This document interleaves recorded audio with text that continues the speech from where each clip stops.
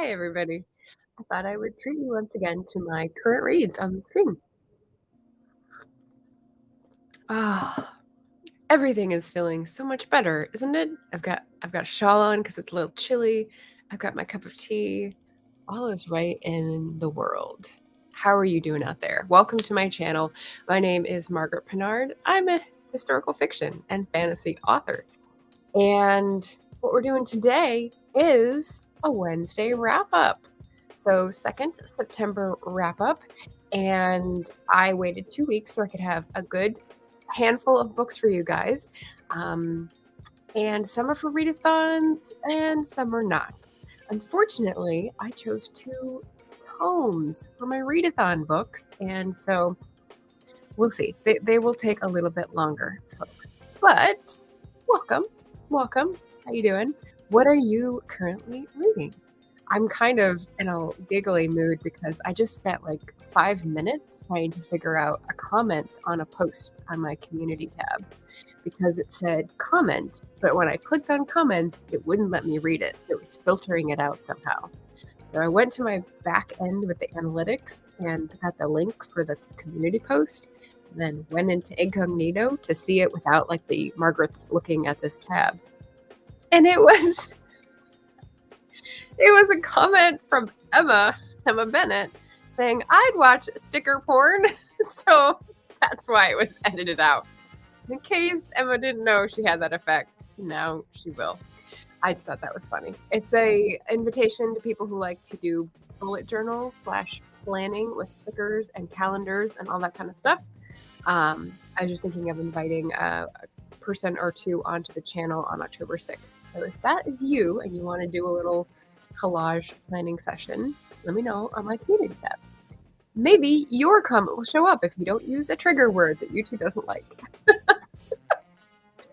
So anyway, yes, we're here for the wrap up, and I could say hello to the people who are here early, including RC Scott with some flames and some Go Texas Longhorns and some hearts. Very nice. It was a while ago, so maybe he is not on break anymore. Anita is here. AF Stewart, hello. Alicia is here. Hi. Paget Farmer is here. Hi. I like all the highs. Leslie at Books, Gers, and Purrs. Hi, I'm very jelly you've read Bookshops and Bone Dust. Ooh, someone's peeping the thumbnail. Yes, it's good. I haven't read Legends and Lattes yet, so this is my first experience of Travis Baldry. Very cool. So current reads, everybody's chipping in. Paget says, I'm reading a young adult book, The Inheritance Games. Very popular. Due to it was in a tote bag near me yesterday, and now I'm pretty into it. I like that. You know, sometimes it's just proximity. It's just luck. Yeah, sticker pawn. There you go. So Paget knows how to work. I'm going to work the algorithm. Yeah. And then Anita says, I'm currently reading J.E. Taylor's. Oh, nice. That's Jane. Dark Christmas Story, Silent Night. Something tells me it's not a heartwarming, touching story.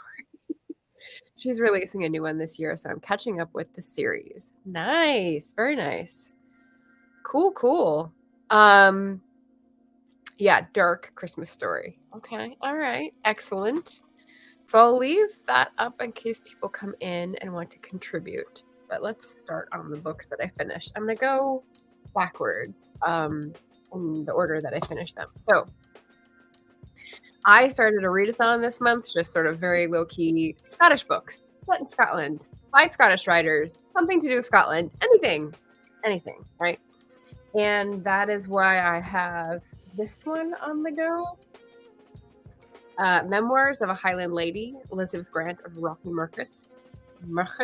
But the thing is, I discovered, which is funny, I don't know how they're going to do this on Storygraph. It's a 2-volume set in one book.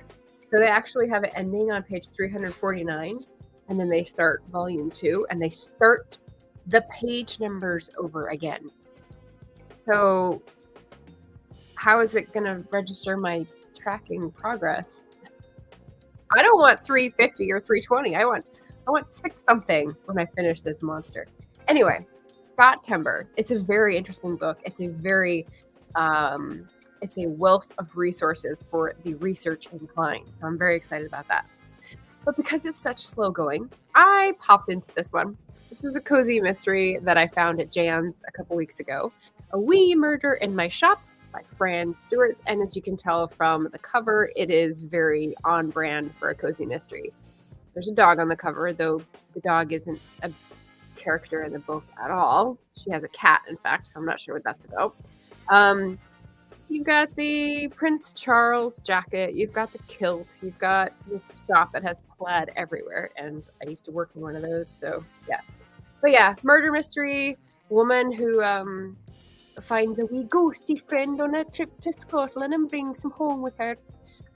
So yeah, it was a little too twee, a little too caper-ish for me, but it was fun to hear about all the Scottish stuff and the facts and like the fun little small town feel. I think it's set mostly in Vermont, but it starts with a little trip to Scotland where the ghost is introduced. And sets it up nicely for a series, I feel. So I give this like a 3.25. Probably a good solid read for people who enjoy cozy mysteries that are like small town capers, which are not usually my thing, but because it was set in a Scottish shop, I could not resist. So that's book number 1. Oh, I forgot to do that. That's what I was talking about. Let's see. Oh, Anita says, a little heartwarming. It is about the Kringle family, but it has monsters. Aha. Just Eva's here, waves hello. Aha. Talking about the cats and dogs and ghosts and amateur detective. Yes. And it does have disability rep, like the character's brother and like the thoughtfulness of like making things wheelchair accessible is part of her like shop. And I thought that was neat. That's not something you usually encounter, so worth mentioning. We Murder in My Shop. So it was worth a try. I got these for credit at Jan's Paperback, so it was very nice. Next book, and we're going to do this right this time. Here we go. I also got at Jan's Paperbacks for credit. This is an Anne Bishop, The Others novel. It's the 3rd in the series, called Vision in Silver. And what I realized while I read this over a couple days was that, actually more than a couple days, I'll get to that in a second, was that, so hold on to your thought, Margaret. It's paranormal, dystopian. Basically, it's a world that's a lot like ours. You can see the parallels. But there are creatures like werewolves and vampires and elementals, and this race of humans called the Cassandra Sangue, which are blood prophets. So they cut and they bleed and they can see prophecy. And for some reason, they've become a hunted class of persons, let's say. So anyway, Meg, the protagonist, is the one bringing everyone together and trying to make humans and the creatures, the others, work together, but they're fighting against, let's see, someone who's trying to manufacture a scarcity and scare people into being afraid of the others and maintain this sort of we're better than them and starting to do discriminatory policies about the others, even though all the humans exist on leases owned by the others in North America, the parallel to North America. So it creates a very interesting situation and a very thought-provoking one for the parallel parts. Here's what I realized is that I must have read most of this book but not finished it, because I remember stuff happening in this until like here. So I must have put this aside and never finished it and then been like, oh, I haven't read that one.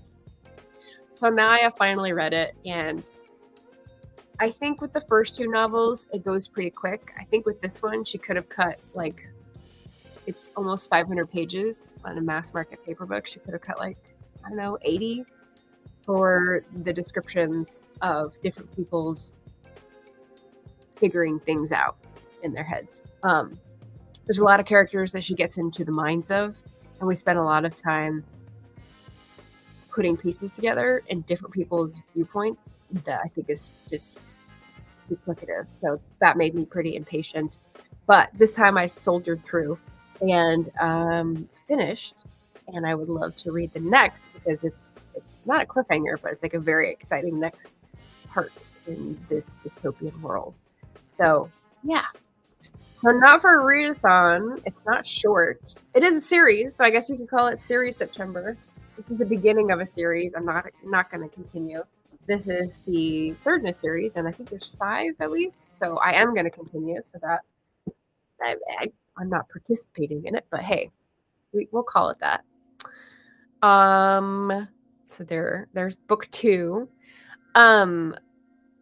Let's see. I was gonna announce the community tab thing. The last thing that was on the community tab was the poll for the October book club pick from my Patreon, and I had these books up there you might recognize, including one that I don't have, Things in Jars. And guess which one won?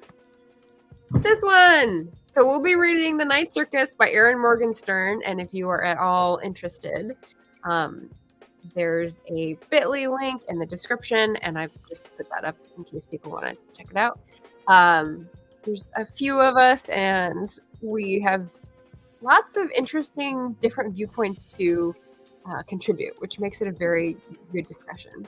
But it's been forever. People have been recommending this to me whenever I tell them what I like, and I still haven't read it. So this will be the month. So if you want to get in on that, feel free to join. Okay, back to the books. What's next? Okay, role playing. This is a library book. It is a new release. It's by Kathy Yardley, and it's called Role Playing. And I'm not sure why there's such a big moon figuring on the cover, because it has nothing to do with the moon. And she's 48 and he's 50 and like sturdy. So the cover is a bit, what's it called? Airbrushed. I'm a little annoyed at how like young and fit they make the characters look when that's not how they're described. That's fine. It's a cute, cozy cover, and what the book is about is a romance, contemporary, set in Eastern Washington, where the female main character is a divorced mom. Her son is just off to college, and she is totally antisocial, but she's a gamer. And male protagonist here is has made money early on a hospice business and sold out to his partner, come back to take care of his parents, and his mother is a wreck, and they really do not value him for who he is. And so he's going through like family issues, and they both get roped into this interesting meet cute, which I won't spoil. You could see it happening, but it's still pretty marvelous to see it like click how they meet and realize who the other is. So that was cute. And then the things that they go through and to learn about each other and, you know, take the big step to initiate and all that stuff was really nice, really well done, very humorous. There was some stuff in there about online gaming that I didn't get, but I could just gloss over it. It wasn't too crucial. Really like her writing style, really like her emotional IQ for the characters, and the fact that she puts in stuff about not bisexuality, although I think last week was Bisexual Awareness Week, but asexuality and demisexuality. So there's like some little education pieces that go in here because one character knows what it is and one doesn't, and they're like, you know, open and learning together. So that was lovely. And yeah, it's romance, so it's happy at the end, which what more can you want? So that was really good. Library book. I did turn down a few corners. I will turn them back before I return it. So yeah, that was like a 5-star romance. If anyone needs like a fall read, that's definitely a cute, fall winter feel romance. So that's nice. 2 more to go. Let's check in with the chat. Yeah, exactly. I'm like, maybe I'm just a little bit more sensitive to this because I'm starting to get all like these like silvery hairs at the what's it called? Hairline, I guess. Yeah. And I'm like, this is not 48 and 50 on the cover. Come on. But I do appreciate that the cover has to pull people in. So Fair play. Fair play to Kathy Yardley. Love it. Paget says Night Circus looks cool. Yeah, so magic maybe, and gothic vibes definitely, and like fight to the death. This is what I'm hearing about the stuff that is in there. So it's got a very loyal following, but also people who are like, not my thing. So I'm very curious as to how we'll come up against this in the book club. Just Eva says, sounds like a nice book. I like all of those things except the romance being the main jive thing. Well, I mean, there's plenty of action stuff that happens, right? There's the premise that he has to find a date for a wedding, and there's the, I don't know, things that they're trying to work around, like the mom being a bitch and him not having a relationship life and her not having a life outside the house, and they sort of work on those things throughout the book. So I wouldn't say it's just a romance, they're also growing. So yeah, the emotional IQ is kind of what I use to cover that piece. But yeah, good arcs. Okay. The next one is a big old book. This is one that I've had for a while. I can't remember if I got this from a friend that was weeding through stuff, or I didn't buy it. I think I inherited it somehow. It's really cool. So, Portlandness, a cultural atlas. And what this is, if you're into like graphical information or like GIS mapping wannabe, this is all things you would find in an atlas, but with modern statistics you would find. So instead of like how many bushels of corn Paraguay imports in a year, which I think you would find in an atlas back in the day, they've taken interesting research projects from the local college and like sociology surveys from the local college and put them into interesting graphical representations. So like the thing on the front is actually a zoom in of Portland as a house. Like if you had a blueprint, what neighborhoods represent what vibe of a metaphorical house. And I was like, that is so cool. Why didn't I open this up and like figure that out a long time ago? So there's stuff like food cart density and like where do the environmentalists live? And oh, this was a cool one. Where the sidewalk ends. So this is mapping Harrible sidewalk. So they've got like color system. This is like one of the main neighborhoods I walk through. And then they've got pictures representing like how bad they are and how good they are. And like this is diving into the walkability score you might have seen on like real estate sites. So yeah, so that was cool. The city that never was. So this is like looking at different city plans and what might have gone in if they'd voted for them different ways, like green space and what else, like boulevards that aren't there, water taxi stop, the Olympic Center arena or area, yeah.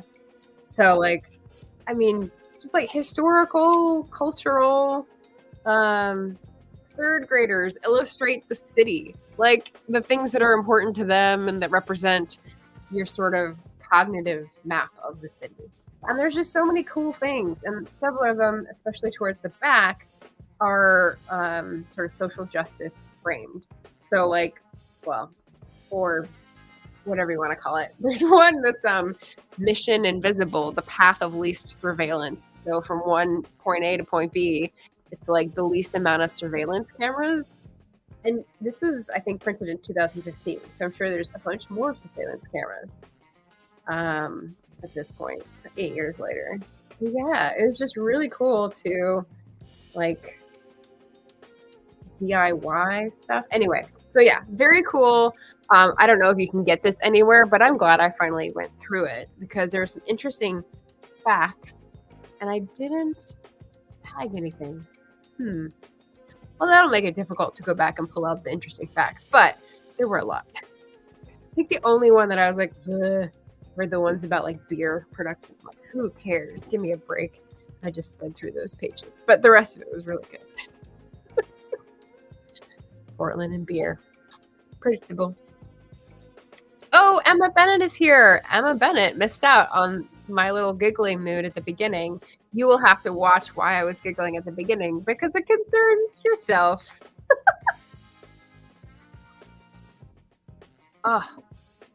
Also, again, all is right in the world. I've got a shawl on and I'm sipping a cup of tea and it just feels so much more wonderful. Okay, so we're 4 books down, 1 to go.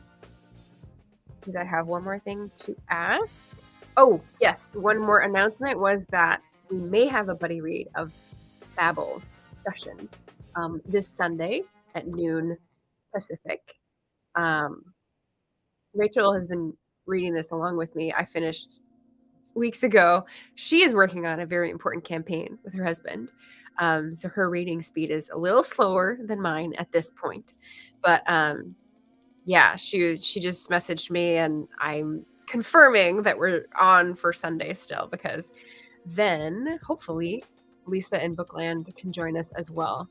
And the comment that Rachel sent, this is RK Stumbling Bear, was interesting. And we may pull like parallels that we see in and have a different viewpoint because Lisa is in Ireland and Rachel, where does Rachel live? Midwest? East Coast? I have dropped the ball. I can't remember which time zone Rachel's in. And I'm here on the West Coast. And so we've probably got different things that we're going to link the events in Babel to. But intensely interesting. Such a good book. So hopefully we'll have a good discussion on Sunday. And then finally, final book. Oh, I put the wrong thing up. Final book. We love Libro.fm for audiobooks. Yay! Bookshops and Bone Dust. Did I get overlay on? I did not. Oh, and I can't anyway because Google Chrome keeps disallowing me to upload anything onto the internet, which is extremely frustrating. Okay. Well, anyway, Bookshops and Bone Dust. Hopefully you saw, I put it on the thumbnail. This is the second self-published. It might be traditionally published now because Legends and Lattes was self-published and then picked up like 4, I believe. Anyway, super successful, very hip on TikTok. It's another cozy fantasy. So if you've caught the whiff of the cozy fantasy in the last month or 2 on this channel, I'm digging it. Olivia Atwater, her book was great, and Bookshops and Bone Dust is also like, so what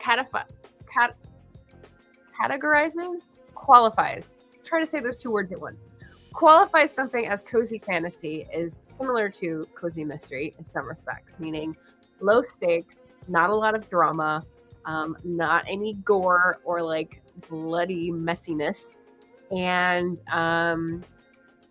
usually like day-to-day things are important to the story. So with Legends and Lattes, I think it was an orc protagonist who was opening up a coffee shop in a place that had never seen coffee before. And Bookshops and Bone Dust is actually a prequel to that, set 20 years earlier with the same female orc, and she is forced to cool her heels to heal from a battle injury in this town, and ends up like poking around the town, meeting people, maybe discovering parts of herself she didn't know, and helping at a bookstore and checking out the bakery, and like a little romance blossoming, but nothing steamy at all. So yeah, excuse me. It was just lovely. Like there was definitely action stuff, but it was in contrast to her personality, being like, I want to go, I want to do things, and oh, maybe it's important to like sit and think about things a bit, and like contrasting different characters and seeing the benefit from all their different approaches. I really liked it. And I listened to it on Libro.fm, which means that I got to hear Travis Baldry, the author, narrate, because he narrates his own books. He's a professional narrator. And that was delightful too. I don't know how to spell a lot of his fantasy names. That is the one drawback of listening to fantasy. But Merc. How do you think you spell Merk? M-I-R-K, M-E-R-K, M-U-R-K? There's 3 good possibilities, and you're not even starting with C-K. Yeah. So anyway, lovely, delightful. Definitely will read Legends and Lattes. So yeah. But yeah, that's my 5 books for the last 2 weeks. We have people come in to say hello. We've got Jennifer Brown. There we go. I lost my place there. And Nicole. Hello, hello. And Nicole says, yay. Is this really a wrap up? There's still 2-ish weeks to go until October. Yeah, every Wednesday I do a wrap up unless I don't have enough, and then I save it for another Wednesday.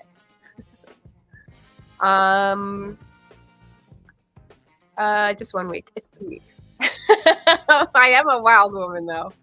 And Deborah is here. Hello, hello. Forgot to charge my phone earlier, so I'm a bit late. No worries. Nicole says, I found the heart button for the live stream. Slam you with love. Silence, Nicole. Yes, Travis is trad pub now. Nice. We've got Elena. Hello, hello. Welcome. Nicole says, can't wait to get my coffee. Legends and Lattes was so cute. Yeah, it's the humor. It's like the witty banter. You really can't go wrong with a cozy fantasy if you're just in the mood to like hang out with your friends and listen to people talk shit at each other, but in a loving way, because that's basically what these cozy fantasies are, I feel like.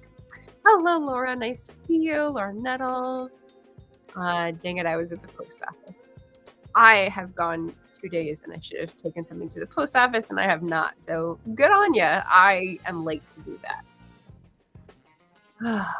Anyway, so yeah, I've got 2 final things after all the books, which is that we are doing a night circus for October. So we're getting our dates in readiness for that. So if you're curious, check out the Patreon. Just link to that.